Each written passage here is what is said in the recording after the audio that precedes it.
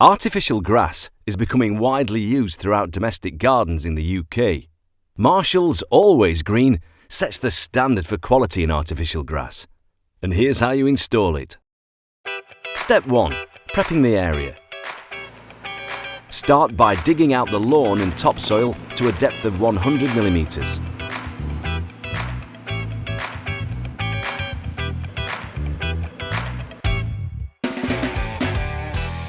Step 2. Edging the area. There are two options.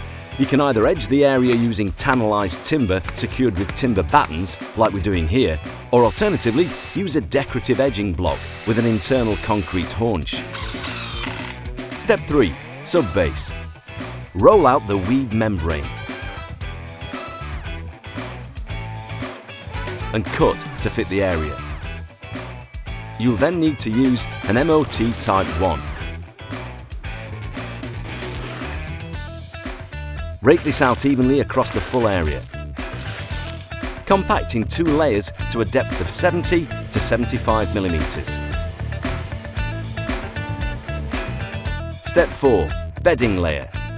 The bedding layer can be made up of either sharp sand or granite dust, dependent on your own requirements. Fill the area with your chosen material.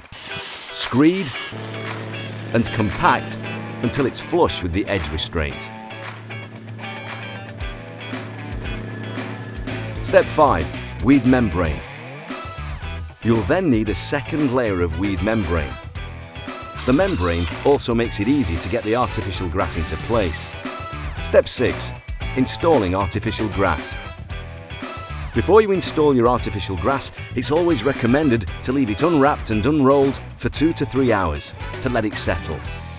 The pile should be dark green in colour when facing towards the property or main viewpoint. Step 7. Cutting the grass. Always ensure that when measuring up, you take into consideration an additional 5 centimeters of grass on all sides. This leaves enough material to create the perfect edge. Use a sharp knife to trim the grass. Always make sure you cut through the latex backing cloth and not the grass itself to give a better finish. When you're happy, fit the grass to the edge restraint using pan head screws every 150 to 200 millimeters. Step 8. Joining artificial grass. Start by making the cut to your join by removing 2 to 5 rows of stitches from both pieces of grass. This will leave you with a much neater seam. Position the first piece of grass loosely over the weed membrane. Then position the second piece of grass next to the first, ensuring the pile runs in the same direction.